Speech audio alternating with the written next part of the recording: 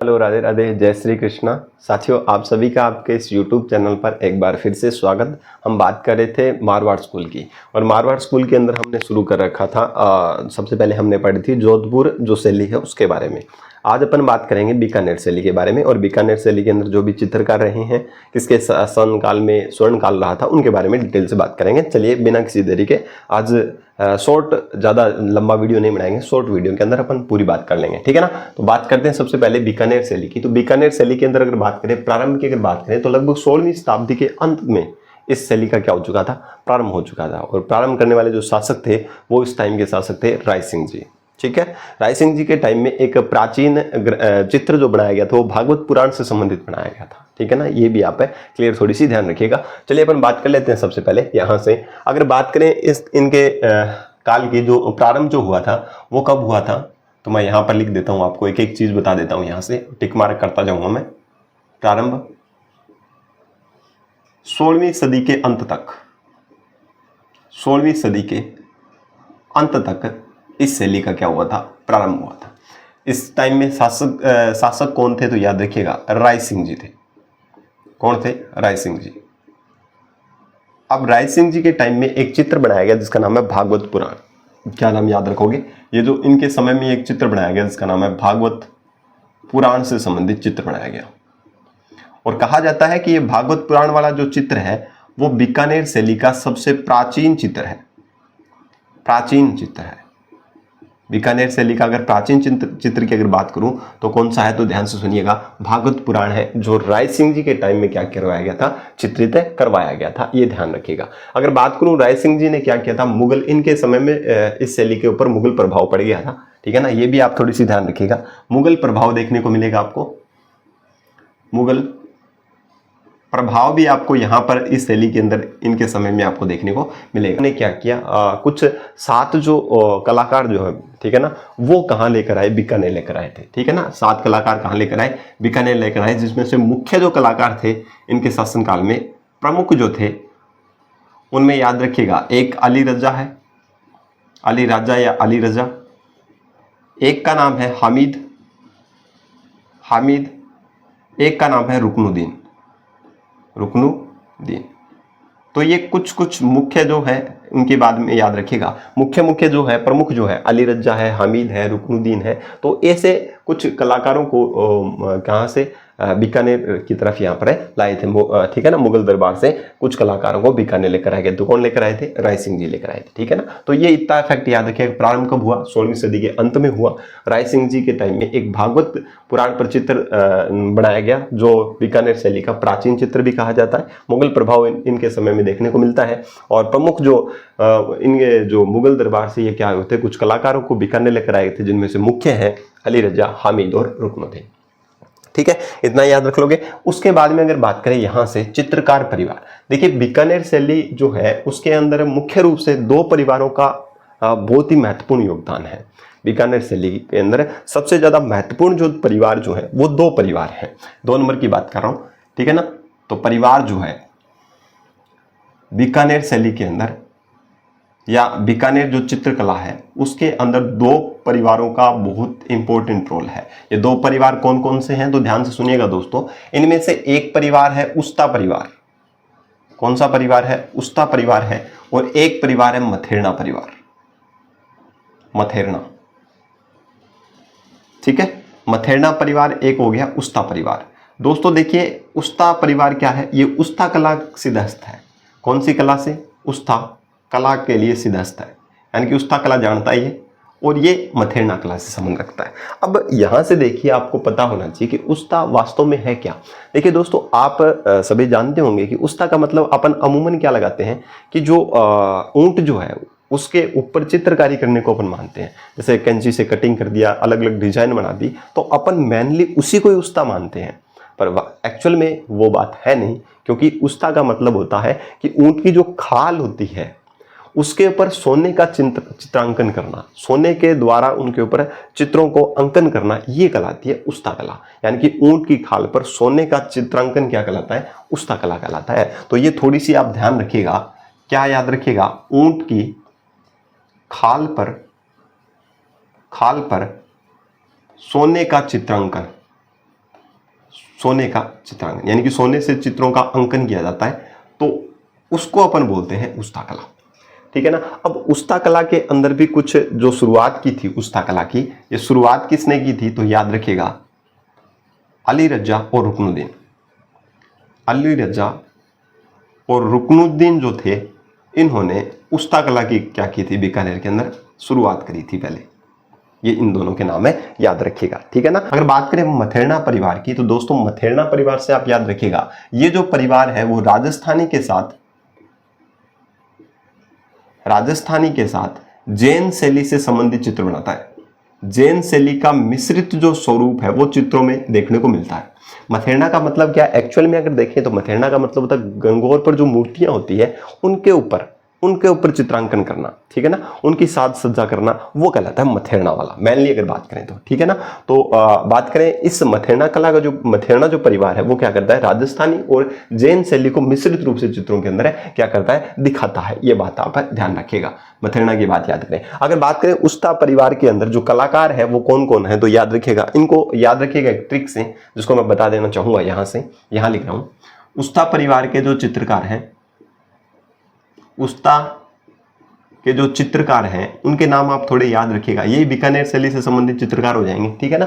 अब इनको याद रखने का एक ट्रिक याद रखें, आप रखना चाहो तो याद रख सकते हैं, वरना कोई इतनी ज्यादा तो है नहीं, अपने को सीधा याद रह जाएगा।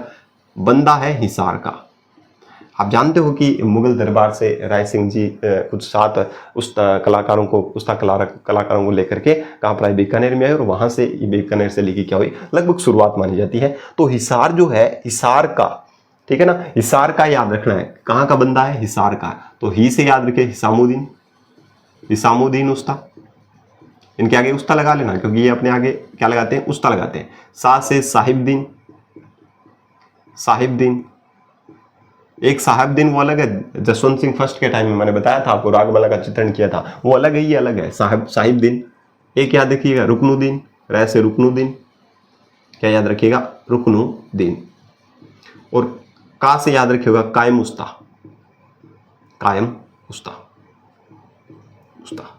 तो ये कुछ मुख्य उस्ता कलाकार है जिनमें से आपको मुख्य याद रखने हैं। क्या याद रखने हैं, रुकनुद्दीन याद रखिए, हुसामुद्दीन याद रखिए और साहिबदीन, इनके याद नाम रखिएगा। बाकी आपको कायम उस्ता का नाम याद रहे तो ठीक है, नहीं रहे तो कोई दिक्कत वाली बात है होगी नहीं यहाँ पर। ठीक है।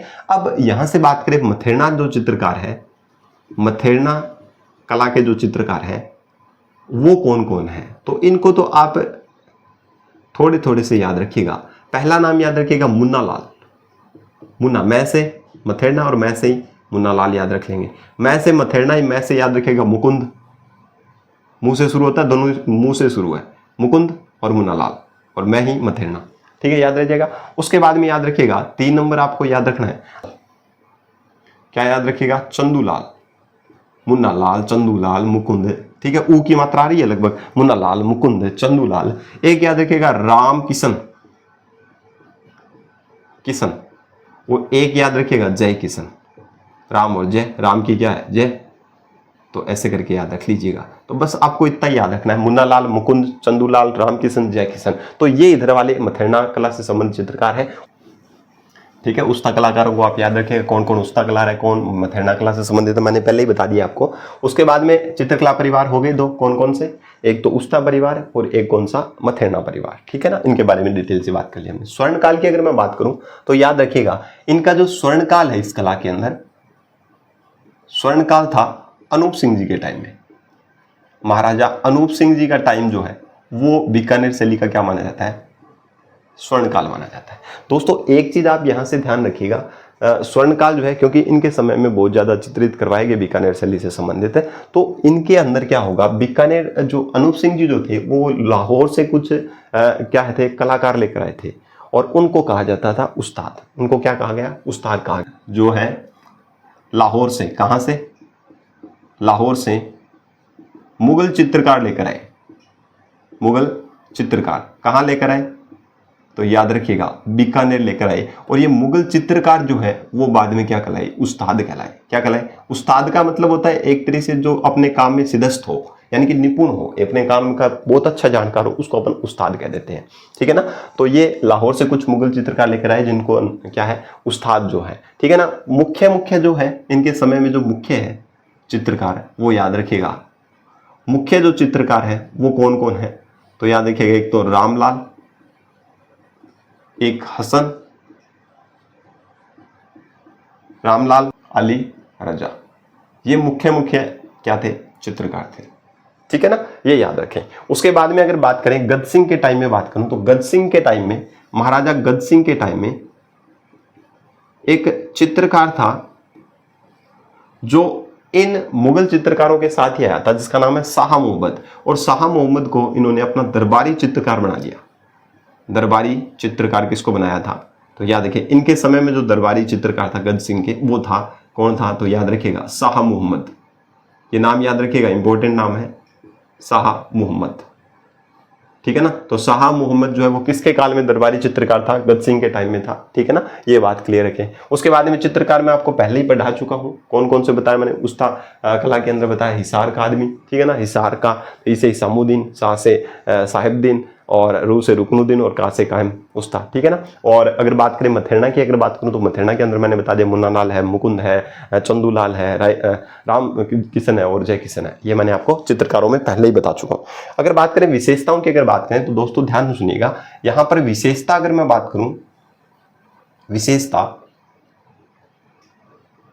विशेषताएं शैली के अंदर जो प्रभाव पड़ा वो किस किस का पड़ा, तो दोस्तों ध्यान रखिएगा, इस शैली के अंदर जो मुख्य प्रभाव पड़ा वो मुगलों का पड़ा, मुगल शैली का भी पड़ा, प्लस एक पड़ा जैन शैली का भी, जैन शैली, और एक उत्तर शैली, उत्तर भारत की जो शैली है उसका भी इसके अंदर क्या देखने को मिलता है, प्रभाव देखने। मुख्य रूप से ये याद रखें, मुगल शैली और जैन शैली का जो प्रभाव है वो कौन सी चित्रकला में पड़ता है, तो याद रखिएगा किसके अंदर पड़ता है, इसमें पड़ता है। अगर बात करूं महिला के अंदर बात करूं, तो महिलाओं को इन चित्रों में क्या दिखाया गया है, तनवंगी, तनवंगी ललनाओं के रूप में, ललनाएं।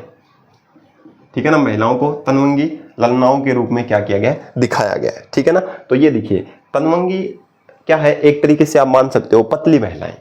ठीक है ना, पतली महिलाएं, ललना का मतलब होता है सुंदर स्त्री।